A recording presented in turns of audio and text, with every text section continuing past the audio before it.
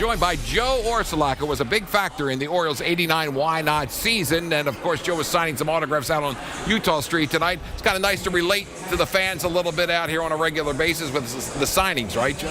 Oh, yeah. Love the signing. Oh, these people are great. They bring their books and everything, and they want to talk history. We had Ron Hansen down there. You know, he's great. And Steve Johnson. And it's just a good time. I want to ask you about one thing to me that stood out in your career was one year in 1991 you had 22 outfield assists, Orioles record, a major league record. How much pride did you take out in throwing runners out either at the plate or on the bases from the outfield? I'd rather throw a guy out at the plate than hit a home run.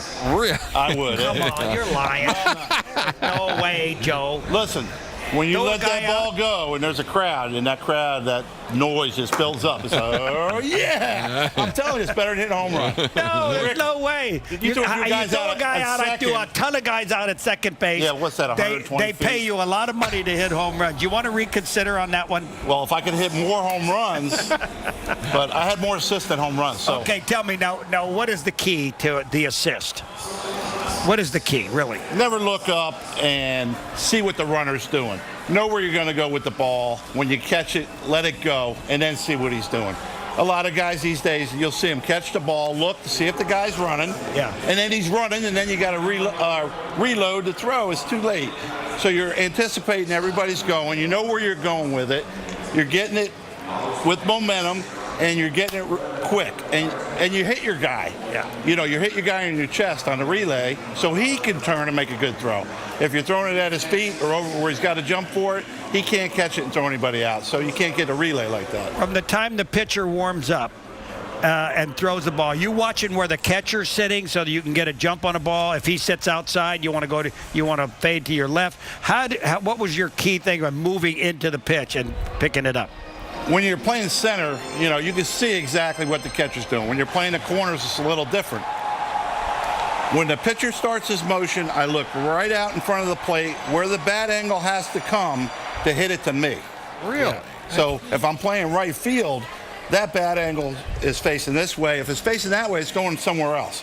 And then I can get the jump. I see the ball right off the bat. I'm always walking into it a little bit, but my eyes have to be steady so I can track the ball off the bat.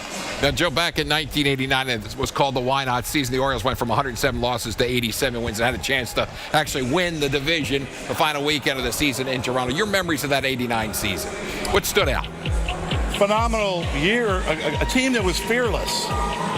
We had 2 or 3 starting pitchers that had career years. All of a sudden we had a bullpen.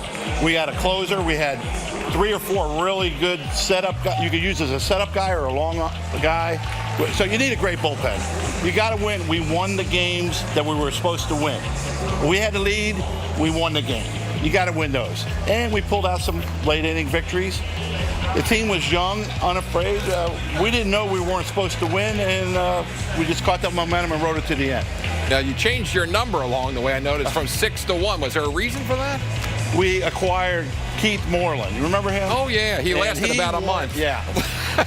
He wore a 6 in Chicago. Oh, okay. And I thought, being the team guy that I am, that I'll let this guy come over wear his number. He'll be happy, he'll produce, and help us win the division. Did he pay you for the number? No. That's what they usually do. No, that's football, I think. Come on. But, so I thought it might be a good idea to keep the guy happy. He might help us win the division. He wasn't happy to be here, and I regret ever doing it. I should have kept it. But it's good to Should have took the number back right in the middle of the season. No, well, he left just about before it ended, but, that's why I had 1. You know, one thing you mentioned, that bullpen thing. Olsen's had the big year in '89, and also Mark Williamson was very good in front of him, wasn't he? Mark Williamson, I think we had Alan Mills, Todd Froworth, everybody we had pitched great out of the bullpen. They matched up well, and you got to have that. Any winning team has a great bullpen. And we had a great bullpen that year for whatever reason.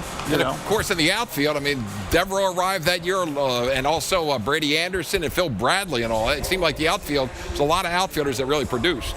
Yeah, I think that if you really want to help a young pitching staff, you have to have guys out there to cover ground. So you catch the routine balls, but you also catch the balls. You take away hits.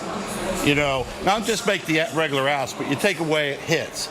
And then the pitchers are unafraid to throw strikes because they know if they throw a strike and the guy hits one in the gap, we were going to run it down.